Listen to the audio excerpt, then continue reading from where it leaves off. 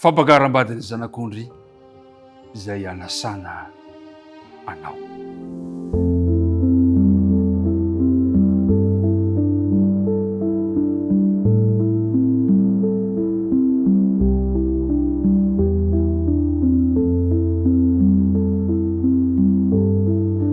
Amarana ny herinandrontsika isika ry mpiara-midinika namana, kanefa na izany aza tsy adino ny miarahaba satria tafahoana soamantsara indray amin'ity maraina ity isika tsirairay avy ka dia mipololotra am-poany fifaliana, mipololotra eto amin'ny molotra ihany koa anefa ny firarintsoa anao sy ny ankonanao, ny fiadanany tompony ho amintsika tsirairay avy. Andeha ary hiaraka ivavaka isika raha amitina sy amarana izao dinidinika izao. Rainay any an-danitro misaotra anao izahay no ny herinandro izay nomenao anay ka nafany niaraka nandinika teto ny sarainohitry ny fanambadiana.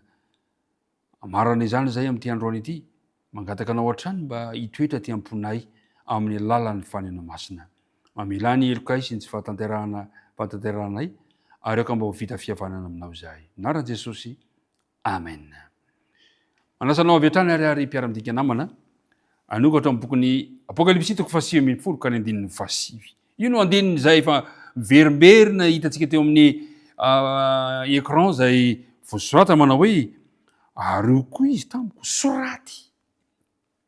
Sambatra izay nantsona ho amin'ny fanasana fampakaram-bady ny zanak'ondry. Fa hoy izy tamiko io, ireo dia teny marina Andriamanitra. Mahafinaritra izany ry mpiara-midinika namana. Indray andro any, tsy ho ela, isy ny fampakaram-bady ny zanak'ondry izay anasana antsika tsirairay avy.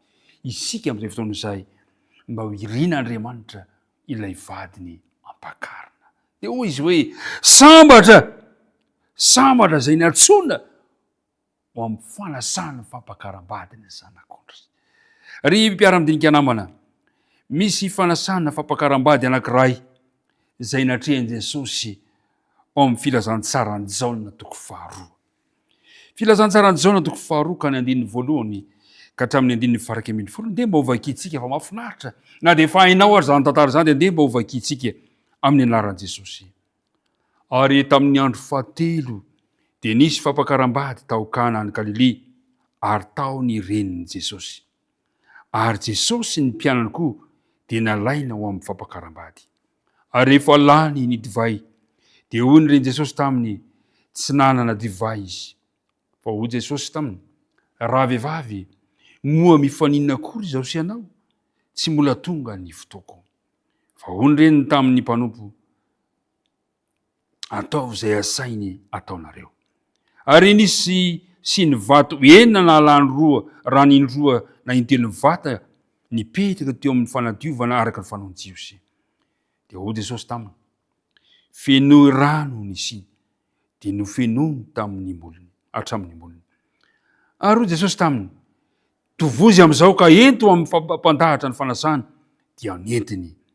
Ary raha nanandrana ny rano tonga divay ny mpandahatra ny fanasana, nefa tsy mahalala izay niaviny, fa ny mpanompo izay nanovo ny rano no mahalala, dia niantso ny mpampakatra izy, ka nao taminy hoe, araka ny fanaon'ny olona, dia ny divay tsara no arosiny aloha, ary rehefa nisotro be ny olona, dia vao ny ratsiratsy kokoa, fa ianao kosa efa nitahirin'ny divay tsara ambaraka ankehitriny.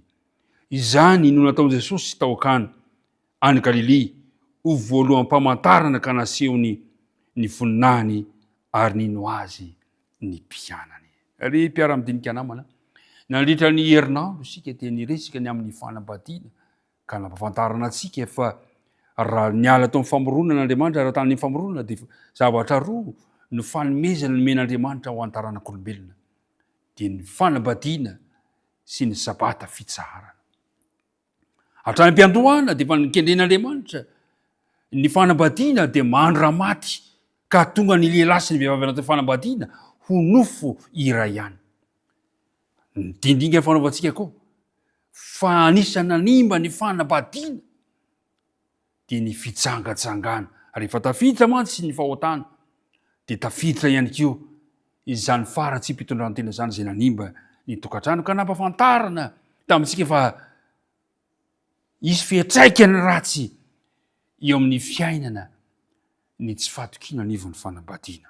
Eto anefa dia hitantsika tsara, inona ny vahaolana nomeny Jesosy, inona ny vahaolana no atrehan'ny fanambadiana araka ty tantara amin'ny filazantsarany ity, ilay fampakaram-bady taokana. Dia ahitantsika ny vahaolana, fa mba tsisy ny hitantsika tara, fa nisy olana nitranga teo amin'ity fampakaram-bady ity. Fa fambaraka no mety ho hita, satria lany ny sakafo izay tokony narosony olona, fa soa fa teo Jesosy. Jesosy tao anatin'ilay fampakaram-bady.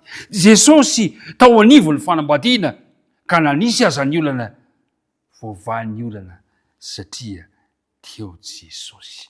Iriko, mba eo anivo ny tokantranonao Jesosy, ka na misy aza ny olana, dia voavaza ny olana zany satria Jesosy no mpamaha olana.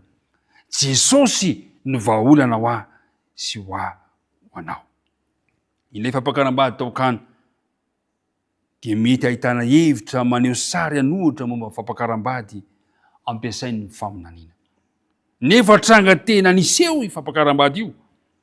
Ny teny Kristy no nanomana tahiry betsaka ao amin'ny fanasana. Betsaka toy izany koa ny fahasoavana maniny ikosehana ny fahadisoan'ny olombelona, ka navaozana sy hanohanana ny fanahy ho amin'ny tsara indray. Ry mpiara-midinika namana,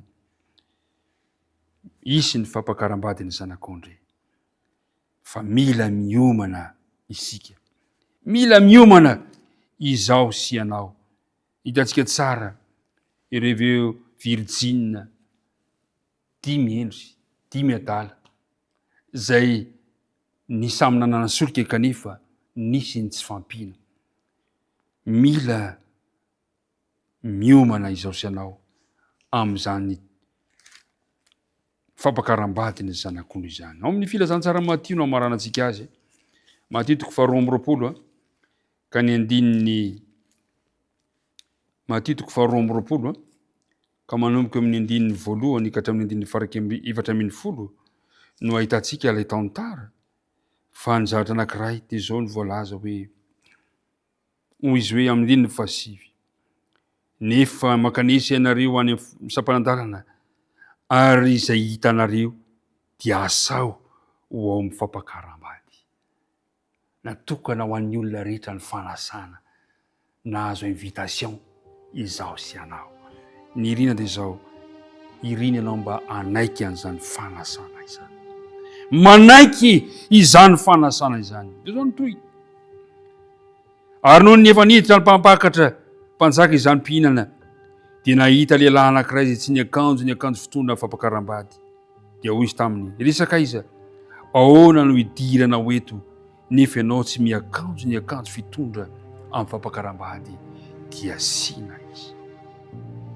Ao amin'ny fiomanantsika ao amin'ilay fampakaram-bady zanak'ondry, mila mitafy ilay fitafiana ho man'Andriamanitra isika. Mila mitafy an' Jesosy isika. Zavatra telo zany fiomanana, manana ilay solika fitaiza dia ny fanahy masina, ny faharoa manaiky ilay fanasana, ary ny fahatelo mitafy an' Kristy. Ny tompo anie ombantsika tsirairay avy, ka ny herinandro izay niarahantsika ry mpiara-midinika namana dia ho herinandro izay ahafahantsika mandray lohahevitra vaovao, herinandro izay ahafahantsika misintona lesona mba hanavaozantsika ny fiainantsika tsirairay avy. Ka rehefa tonga ilay fampakaram-bady zanak'ondry dia mba samy handray anjara ao izao sy ianao. Hivavaka risika. Andriamanitra rainay any an-danitra, misaotra tamin'ny lohahevitra sy ny tindikana menao anay nandritra ny herinandro. Irinay mba samy vonona ho amin'ilay fampakaram-bady ny zanak'ondry izay tsirairay avy. Anaiky ilay fanasana, ary anaiky ihany koa ilay solika dia ny fanaina masina mba hiasa ty amponay, ary anankiray dia anaiky hitafy ilay fitafiana izay omena ho anay, dia ny fitafiana an' Jesosy izany. Mitahiny mpiara-midinika amiko izao Andriamanitra, mitahiny momba azy, mitahiny tontolo manodidina ny fiainany rehetra, aoko tsapany fa eo ianao. Dia apetraka tananao ny fiainanay, ny vavaka tonoana sy angatana aminara Jesosy reriany. Amen.